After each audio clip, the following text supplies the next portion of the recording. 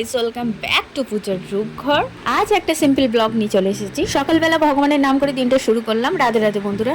সকালবেলা খালি পেটে ডাবটা খেয়ে নিলাম, তারপর ড্রাই ফ্রুট খেয়ে নিলাম। ড্রাই ফ্রুট খাওয়ার পরে এই যে হরলিক্স খেতে বসেছি। চুল টুল পুরো ভিজে, এখন অবধি আঁচড়ায়নি।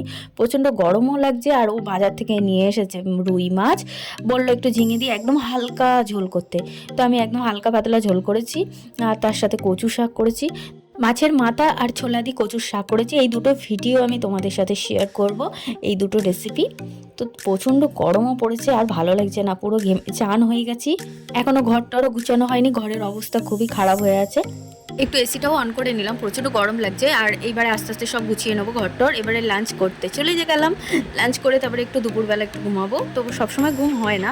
তো সত্যি বন্ধুরা, এইভাবে এই রেসিপিটা আমি তোমাদের সাথে শেয়ার করবো। আর এইভাবে রান্না করে দেখবে, খুবই টেস্টি লাগে আর খুব ভালোও লাগে। আর এরকম সিম্পল মাছের ঝোল খেতে খুবই সত্যি ভালো লাগে।